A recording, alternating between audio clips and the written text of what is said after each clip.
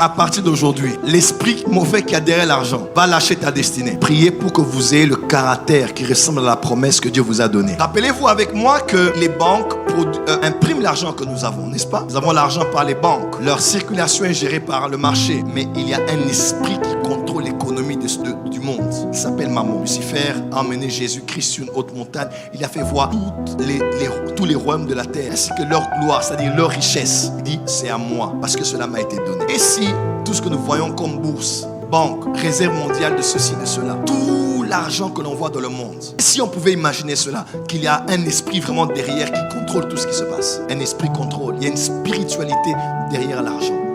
Voilà pourquoi ne priez pas pour que la promesse de Dieu se réalise seulement. Priez pour que vous ayez le caractère qui ressemble à la promesse que Dieu vous a donnée. Il y a beaucoup de gens qui ont de bonnes volontés jusqu'à ce que l'argent vienne. Et ils ne savent plus se maîtriser. Les liens de sang se réveillent. Les souvenirs des ex reviennent. Il y a des gens qui font des dégâts parce qu'ils ont tellement été rejetés par des femmes. À la première occasion, ils se vengent parce qu'il a maintenant l'argent. Il peut se payer n'importe qui il veut. Et on ne comprend pas qu'est-ce qui se passe. On n'arrive pas à se maîtriser parce que beaucoup d'argent est arrivé. Mes frères et sœurs dans le Seigneur, je prie pour toi ce soir. Je vois déjà ce qui va arriver. Que Dieu te donne le cœur et le caractère qu'il faut lorsque l'argent va arriver. C'est vrai, hein? L'argent ne change pas les gens. L'argent révèle ce que les gens étaient. Mais laisse-moi te dire, l'argent change aussi les gens. Faut pas raconter vos histoires de vertu là. Oh, l'argent révèle ton caractère. L'argent enlève les masques. Papa, on te donne maintenant 200 milliards de dollars. Ça va te changer. Ça va te changer. 200 milliards de dollars, bam, ça tombe sur ta table. Elon Musk, et il devient ton pote. Allô, félicitations pour Twitter. Tu peux négocier? L'argent change. À prier et que Dieu te donne le caractère qui ressemble au gestionnaire des gens de montant que Dieu veut te donner. Tu n'as pas dit amen. Alors, la Bible appelle cet esprit dans Malachie le dévoreur. Vous avez remarqué ça? Dieu ne dit pas tu vas chasser le dévoreur. Dieu ne dit pas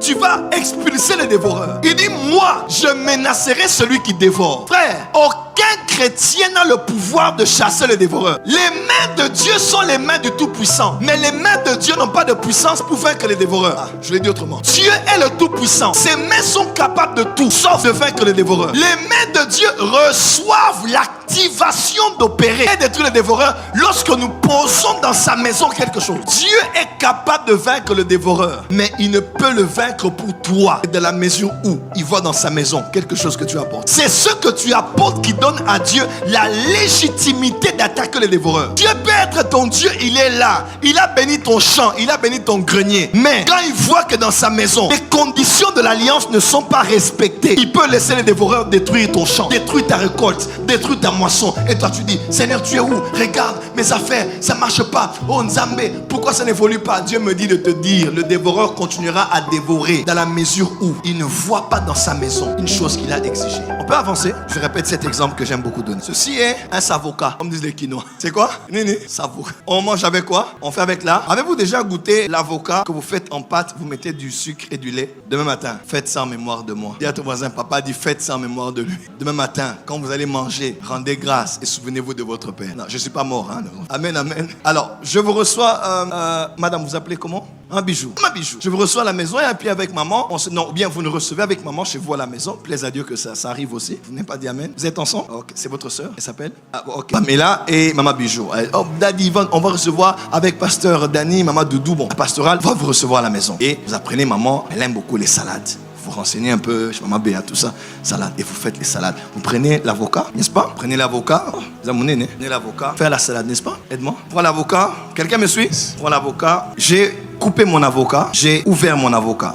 Il est bien, hein? Ok. Olingi, je vais te donner à la fin. Quelle est la première des choses que je fais avant de commencer à apprendre? Je fais quoi? Pardon? J'enlève le noyau, c'est ça? Pourquoi? Parce que quoi? Ça ne se mange pas. Autrement, ce n'est pas comestible, c'est ça? Ok. Parce que dans l'avocat, il y a ceux qu'on mange et ceux qu'on ne mange pas. Ok. Ceux qu'on ne mange pas, on enlève ça en premier. Dis avec moi en premier. Alors je prends, j'enlève. Généralement, on le jette même, hein, loin de nous, pour ne pas être dérangé. Et puis, voilà. On est là, on enlève tout ce qui est à l'intérieur. Puis on peut commencer à découper notre avocat, peu importe la forme que vous voulez. La salade, vous mélangez vinaigrette et tout ce que vous voulez. Et puis, on mange. Bon appétit. Dis à ton voisin bon appétit. Il y a des gens qui souillent dans mon quoi. Tu vois, hein? La question de se poser est celle-ci. Pourquoi avons-nous retiré ça avant toute chose? Parce que ça ne se mange pas. Dans l'avocat que j'ai, il y a une partie qu'on mange et une partie qu'on ne mange pas. Lorsque j'ouvre mon avocat, la première des choses que j'enlève et que je mets loin de la table de préparation, c'est le noyau. Pourquoi? Parce que je ne peux pas mélanger ceux qui ne se mangent pas. Avec ceux qui se mangent, je vais avoir des problèmes de santé. Quelqu'un me suit? Et puis je sais que ça, je le mange maintenant. Mais ce noyau, je peux le prendre et le s'aimer.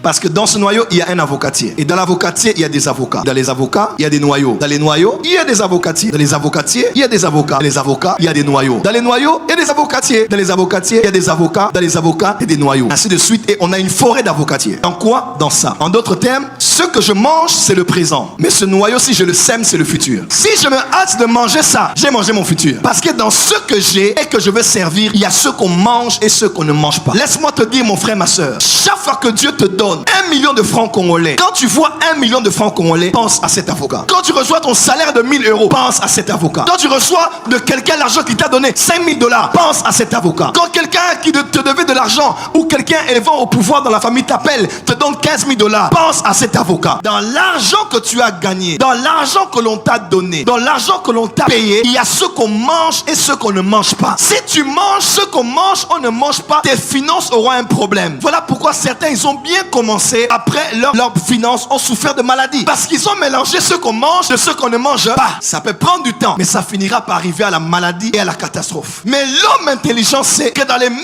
€ que j'ai reçus, il y a le futur et il y a le présent. Le futur, c'est la semence. Le présent, c'est la nourriture. Voilà pourquoi dans Ésaïe 55, il est écrit, quand Dieu envoie la pluie, il fait quoi? Il donne deux choses. Il donne la semence au semeur et le pain à celui qui mange. C'est exactement ça. Dans cet avocat, il y a la semence et dans cet avocat, il y a le pain. En d'autres termes, en toi, il y a deux dimensions. Il y a un semeur et il y a un mangeur. Le mangeur en toi ne doit pas manger la semence, il doit manger le pain. Comment? Le semeur en toi ne doit pas s'aimer le pain, il doit s'aimer la semence. En toi, il y a deux dimensions. Quand tu as tes 1000 €, quand tu as tes 5000 $, actif en toi deux dimensions de ta personne. Ne sois pas seulement semeur, semeur, semeur. Non. Sois semeur et sois mangeur. Ne sois pas que mangeur, mangeur. Non, les mangeurs là, ce sont les Ésaü. Ils ne regardent pas le droit d'aînesse. Pour lui, il a faim, il veut manger. Mais dis à ton voisin, le mangeur ne doit pas tout manger. On ne mange pas l'avocat avec la semence. Dis à ton voisin, le semeur en toi doit semer, car dans la semence, il y a ton futur. Acclame très fort là-haut. Quelle est cette chose qu'on retire en premier